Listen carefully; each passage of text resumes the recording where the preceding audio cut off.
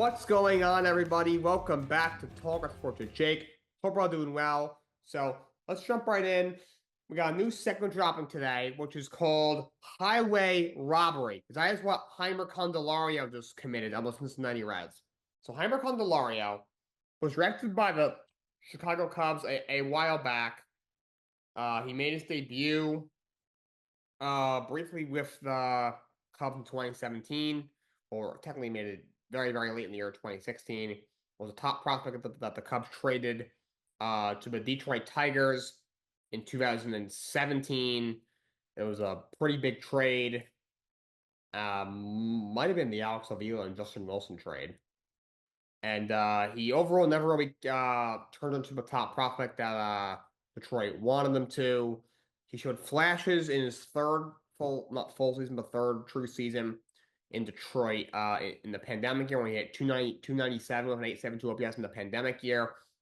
2021 at 271, 16, 667, level league of 482 doubles. However, fell off the following year in 2022, hitting just 217 with a 633 OPS, only 124 games. But 2 years ago, had a bounce back year between Washington and the Cubs. Hit 251 with 22 home runs, 70 RBIs, and 807 OPS. Was a little better than Washington was with the Cubs, but overall a solid year. Reds gave him a 3-year, $45 million deal prior to last year starting, and he has not been good.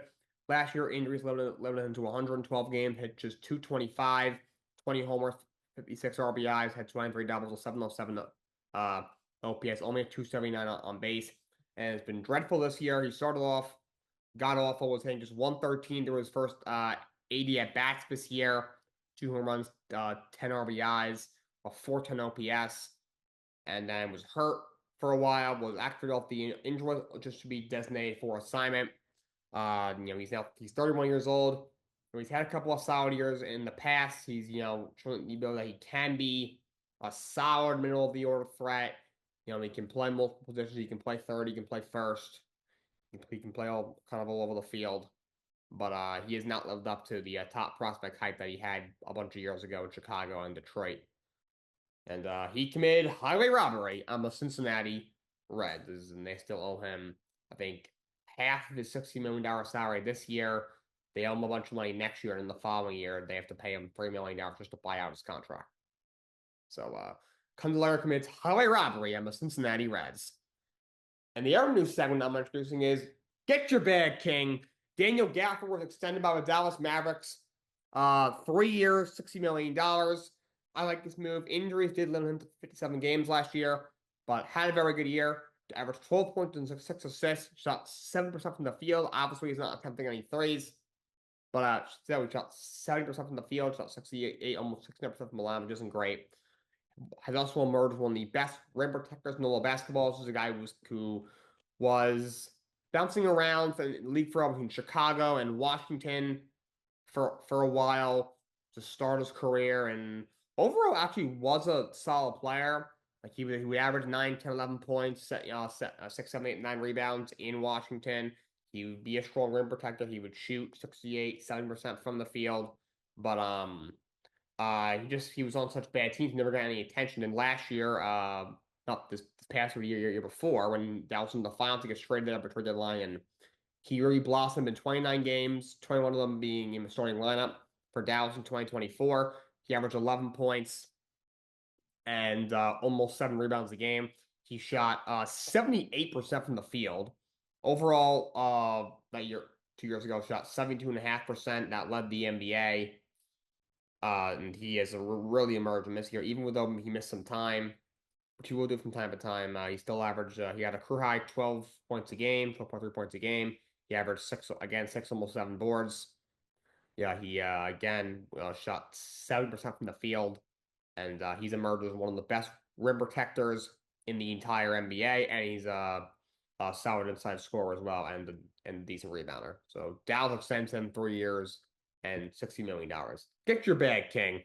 But let's keep moving on with some basketball. There was a big trade that dropped last night in the NBA. The Boston Celtics are sending Jrue Holdiay, former NBA champion, with them, and all defensive first-team guard to the Portland Trailblazers for Anthony Simons and 2 second-round picks. I think the Boston Celtics fleeced the Portland Trailblazers. Simons is a very good player. He is a bit injury prone. He has not played a full season ever. He has not played 70 games besides the 2020 season. Over the last 5 seasons, he has not played more than 64 games, so he is hurt quite a bit. However, he is only going to be 26 years old next year. His past year, he did play 70 games. So he was much healthier this year. He averaged 19 points a game and almost 5 assists. He shot 42% from the field and 36% from three. So he is a very good player. This is about what you're the most you could get back for Jrue Holliday. He is going to the last year of his contract. I'm not sure if Boston will extend him. They're probably going to want to see how this team looks. Obviously, Jason Tatum is not going to play, I cannot imagine, this season because of the torn Achilles. So, and now you send out Jrue Holiday. You may have to send out somebody else, whether that be Kristaps Porzingis. After again, injury-plagued year, is due $30.6 million before his contract comes off the books. Could Sam Hauser, a guy who they give a 4-year extension worth $45 million, which in today's NBA is not a lot of money. Could you move off of him? I've heard rumors that they're at least listening on Jaylen Brown and Derek White. They'll probably take a lot to get one of those guys. And another thing with Simons, he's an excellent free throw shooter. He shot 90% from the line last year, 88% for his career. Although you lose a lot of defensive intensity with Jrue Holiday, he's a much better scorer. He's a better 3-point shooter, just as good of a free throw shooter, and he's a lot younger. Holiday's 35 years old, might be 36 next year. Simons is going to be 26 when next season starts. Or his age 26 season at least next year. So if this guy can stay healthy, he is a very good player. He'll be in a better situation on a better team with better people around him in Boston. And this is probably the best you're going to get for Jrue Holiday, a guy who is still a great player, might be a Hall of Famer, 2-time NBA champion, all defense guy, but is a guy who is declining a bit, is 35 years of age, doesn't give you much offensively anymore, and he's on a pretty big contract. So Simons goes to Boston. I don't understand this from Portland. Now look, Holliday is a great player. He is an excellent defensive player. Like I said, doesn't give you a lot offensively, doesn't score much anymore. His 3-point shot is not nearly the same, but is a guy who's durable. He's a great leader. He's been a huge piece of two NBA championship teams with Milwaukee in 2021 and Boston in 2024. And he's a really good player, veteran leader.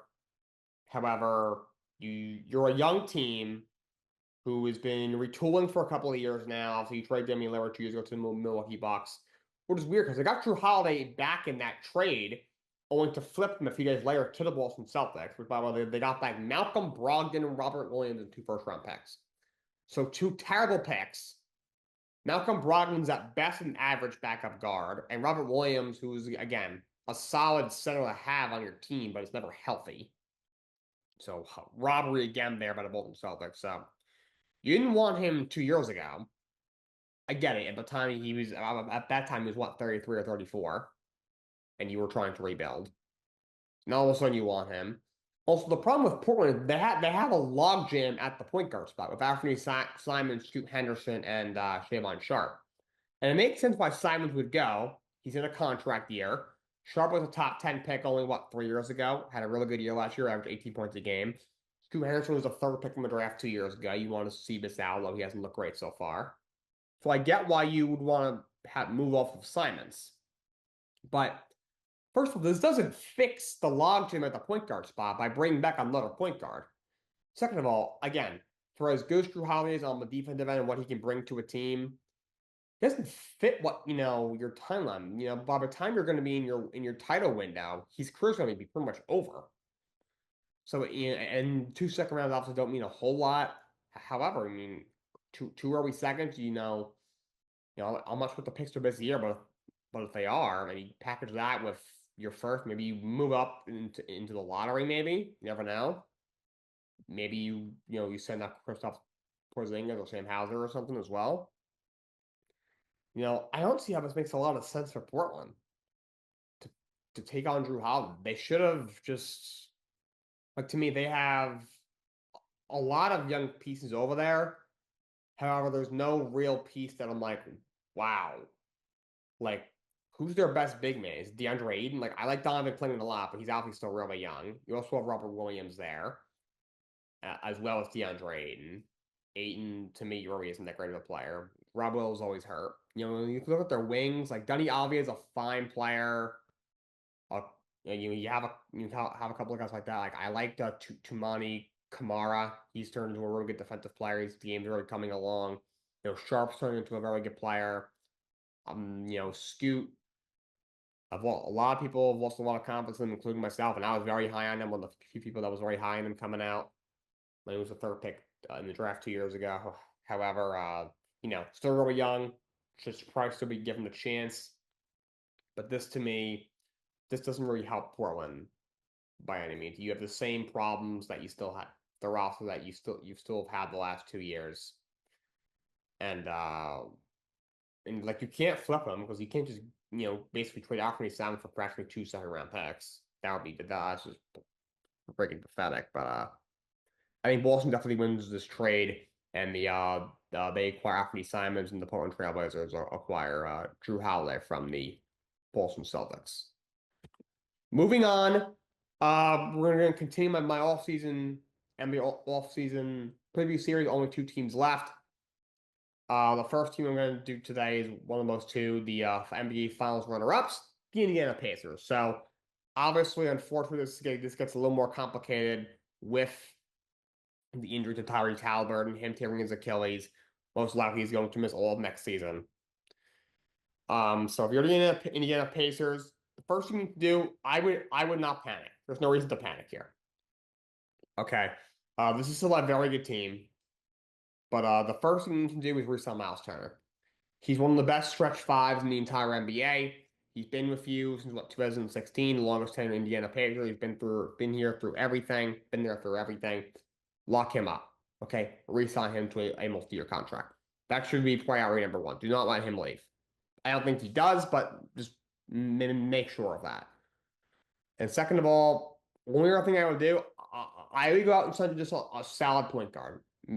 A Dennis Schroeder, I think, makes a lot of sense here. And then so that still gives you uh Tiki Makano, who I think is really underrated, a really good veteran guard. Is a guy who was on those really bad Sixers teams, those process teams that win 10, 11, 12 games every single year. Kind of bounced around, finally found a home in Indiana. Really impactful, decent scorer, good defender, good passer, good athlete, just does it all, selfless player. Is on a great contract. He's only due $11 million next year. Following year is on a non-guaranteed $11.8 million deal. Then has a $11.8 million team option. He won't actually hit the market till 2030.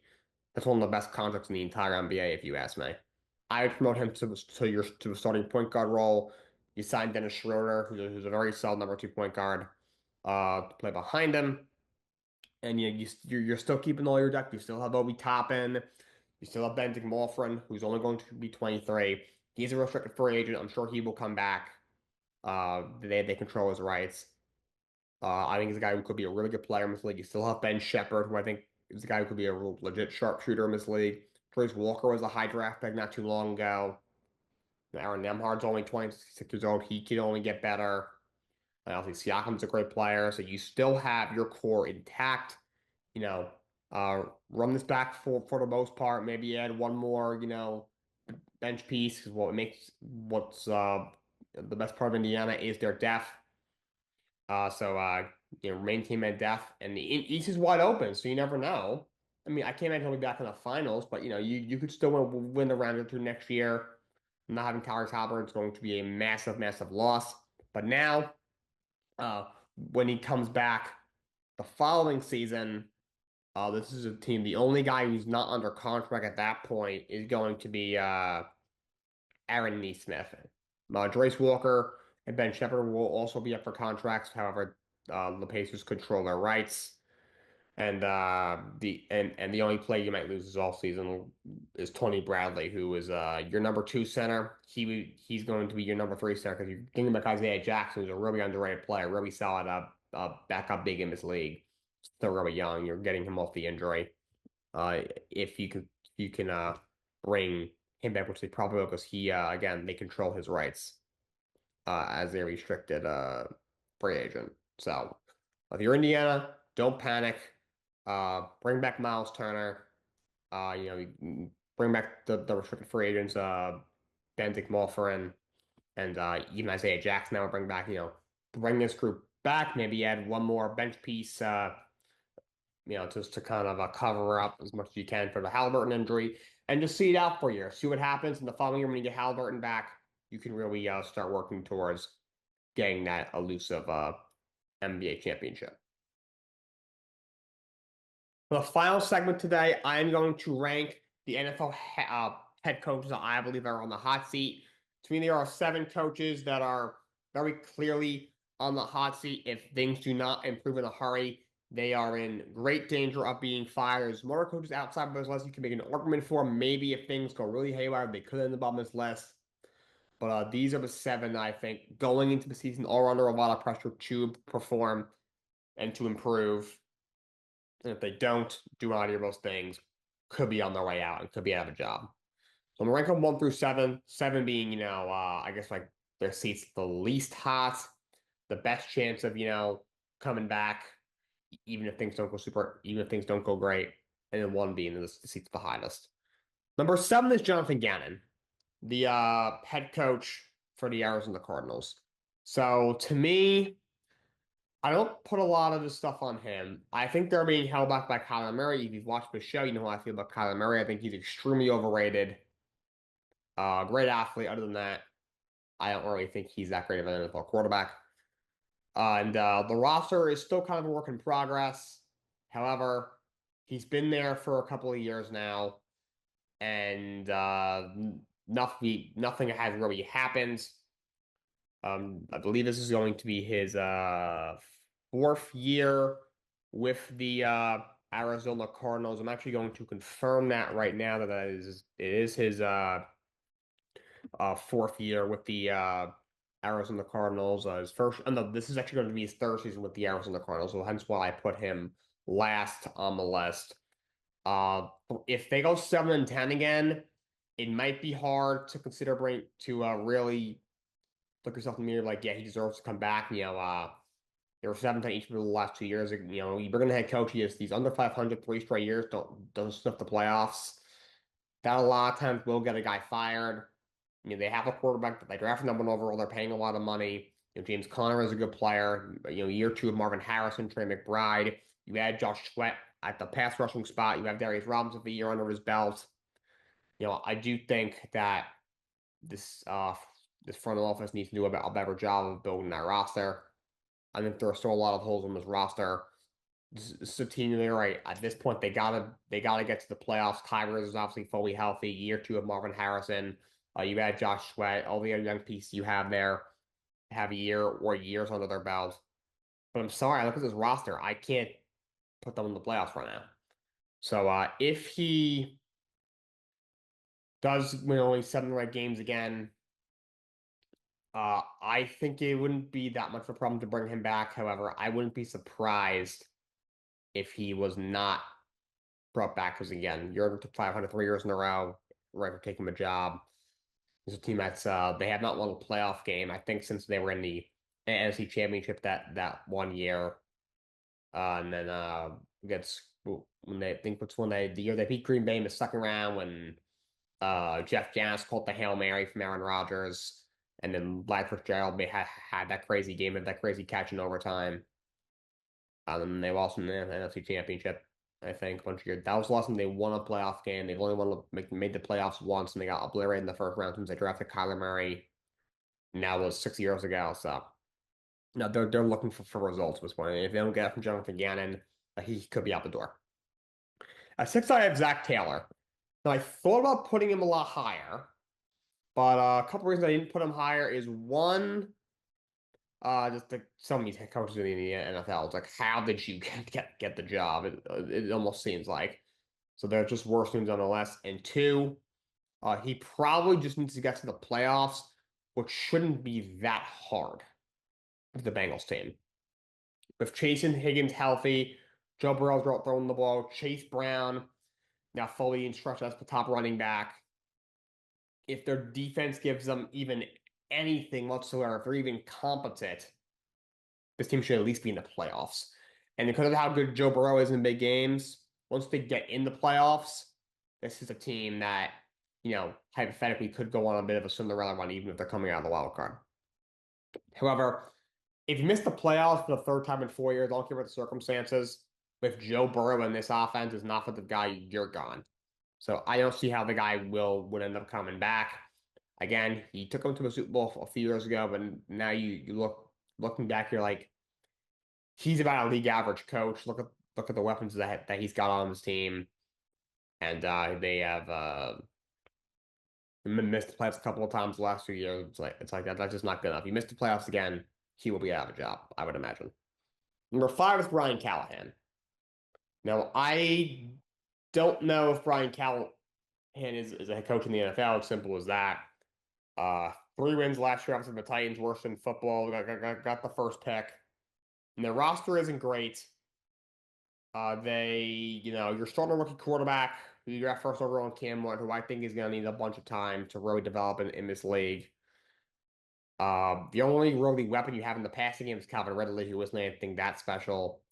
Defensively, they actually gave the second least amount of yards last year, but they were not, the second best defense in the NFL by any means. First, 6 or 7 weeks, they were one of the top scoring defenses, but after that, they kind of fell off a bit. And I mean, the defense wasn't horrible last year, but if you were to go off, yards allowed, like, oh, second best defense, no, they were not top 2 defense in the league last year by any means. I know a lot of fans bitched about him. I didn't think he did a great job overall. He just lacked confidence it seemed like from his press conference there was a decent amount of accountability, but when you look at the product in the field, it's like, is there really? Now again, he finally got to pick his quarterback, which is helpful, and given the head coach only 2 years, if you're firing him within 2 years, he must be really, really bad. And firing a head coach after only 1 year for your rookie quarterback never works. Teams do it all the time. It never works. Look at the Jets. Look at the Bears. They do this all the time. It's why they're stuck in just this awful place, and probably will be for a long time. Another thing, they just brought in a new GM. And the Titans ownership group has gone off the rails. They fired one of the league's best coaches in Mike Vrabel so that they could keep the GM who they brought in the year before, Ron Carfin, and then fired Carfin a year later. That same GM who they kept, so that so they could fire Vrabel. They fired the GM. Yeah, I know it doesn't even make sense to me as it comes out of my mouth. So, but new GM, they're gonna probably want to pick their coach. So unless Brian Callahan really has his team taking significant strides, which on paper in that AFC South division that is not strong, is not out of this world impossible. However, the talent on the field just isn't good. And if he's not able to do that, then I could see him being like, you know what? I have a lot of doubts that he'll be able to truly develop Cam Ward and take his team to the next level. And he's not. I didn't hire him. I want to bring in my own coach, and I think I could see him getting let go. At 4, I have Raheem Morris. I'd be kind of surprised if he kept his job after the season. He's a terrible head coach. This was not a good hire when it happened. He's got horrible game management skills. He's not a head coach. I'll take him as a defensive coordinator, but he's a terrible head coach. There was a reason, so many teams are looking for an offensive-minded guy when they look for a head coach. Raheem Morris is not a good head coach. Now, last year, Atlanta won, 8 games, and Morris probably cost them 3 or 4. You're in a terrible division. Every year, oh, they're in a weak division. They have this on paper. They have to win the division, and it just never happens. And I don't think it happens again. And I do like Michael Penix. I truly believe Michael Penix, if he stays healthy, could be a really good quarterback in this league. I like some weapons that they have. They did add to the defense, drafting two talented to the edge rushers in Jalen Walker and James Pierce in the first round. You have some guys there, but the roster certainly is not perfect. And I just, he's terrible. If they don't win that god awful division this year, he is gone. Goodbye. If things go off the rails really bad, I could see them moving on even before that. So number three, I have Shane Steichen. I was surprised to get this job last year. The Colts are an absolute wreck right now. Just lack of player development, bad drafting. No, how the GM Chris Bauer there still has a job is he must have something on the league at least. Just he's not great. I get it. I thought he showed some promise in his first year. Andy Richardson goes down a month into the season. You have to turn to Gardner Minshew. He still almost got to the playoffs. But then you look back, it's like he should have never started Richardson in the first place. And although he's been really bad, it looked like a massive bust. They have not developed him properly whatsoever. And again, the quarterback room of Daniel Jones, Anthony Richardson, and Robbie Leonard is as bad as it gets in this league, besides some of the rebuilds like Cleveland and New Orleans. Just that being said, there is some talent on this team. Michael Pittman, Josh Down, Doug Pierce, not the worst receiver room ever. There are some talented pieces on the offensive line. JT, Jonathan Taylor is a top level running back in the league. Defensively, there are some pieces there. The fact that every year they can't even sniff this division, which keep in mind, this is the most winnable division year to year in the NFL. Yes, the NFC South is probably overall less talented and worse. However, for years it was New Orleans winning it pretty much every year. And then when it wasn't them, maybe Atlanta. Now it's Tampa's owned it for the last presidential term. All of a sudden, the ACEs, obviously the Patriots owned it for 2 decades, now the Bills have owned it, and now I could do this for every division. You think, but what's the next worst division after that? AFC West, Chiefs have owned it for a long time. So like year to year, I think I saw a stat. I think every team's won the division at least I think twice since like 2012 or something in that division, or at least once. Besides that, like the fact they have not won this division in like over 10 years is kind of sad. And Steichen, he's just like, again, I think he's a bright offensive mind, but just not a head coach. And unless they get to the playoff, which I do not know how they will find a way to do that, he will be gone. I think that will be going to keep in mind. Obviously, had the very, very unfortunate passing of the owner, Jim Irsay, very sad situation. His children are taking over. I'm sure they're going to want to really put their fingerprints on this franchise as their franchise. And they're going to be like, thank you for your service, but we're going to go a different direction if they don't make the playoffs. At 2, I have Mike McDaniel. I would have fired this about 2 years ago. This guy freaking sucks. He's a funny guy. Seems like a nice guy to be around. I would love to go to a bar with this guy, but I do not want him being the head coach of my National Football League team. I just don't. Okay. His game management is absolutely atrocious. His decision making is terrible. And this guy is not a guy just when he walks into a room, everyone's like, oh yeah, which is what you want out of a head coach. Okay. When you see him, you might want to be like, hey, what's up, man? But he's not a guy you're like, oh, this guy's a true leader of men. He's just not. Okay. A couple of years ago, I saw some funny Instagram posts being like Mike McDaniel coaches like I think like he's like the rich kid, but like his dad's on vacation, and he left him in charge. And then, but the guys, the employees really like him, so they just let him run the whole thing, even when his dad got back from vacation. It's kind of true. It's obviously was a joke, but it's kind of true. He's just a goofball, and maybe as an assistant coach I'll take him, but I don't see him as a head coach. He's terrible. He's been terrible. I'm surprised he still has a job. You can make Darby's one of the worst coaches in the league, to be honest. And unless they get to the playoffs this year, even if he loses in the first round, if it's the same old, coming up short, collapsing down the stretch, a basket and bludgeoned in the first round by somebody, he should be out of a job. Number one's Brian Dable. I mean, at times I feel bad for the guy because he did a lot of good things in Buffalo as an offensive coordinator. I do think he's a good leader. He's been in a lot of championship teams from his OC days at Alabama as well as in New England. I think he did, like I said, a lot of good things in Buffalo. Yes, this guy 2 years ago did take just a dead in the water franchise to the playoffs with Daniel Jones as his quarterback and a lot of injuries on offense. Wins a road playoff game. But just the last 2 years, they haven't even been competitive. He looks frustrated at players all the time. Doesn't seem like players like playing for him. We're hearing players are kind of whispering to each other that this guy's kind of an asshole. They don't really like him, and he seems to lose the locker room every year the last 2 years, very, very quickly. And I was surprised they brought him back, to be honest. This is one of those things, Joe Shane hasn't drafted well at all. If they win like 7, 8 games and truly make strides, they get something out of Russell Wilson. Maybe Jackson Dart debuts and flashes in a couple of games. Maybe they bring him back one more year. All right, let's see what he can do with this kid.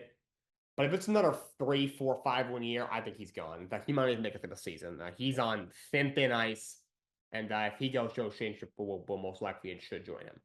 So those are my NFL head coach hot seat rankings. That's all I got for you guys today. Until next time, so long. Have a great day.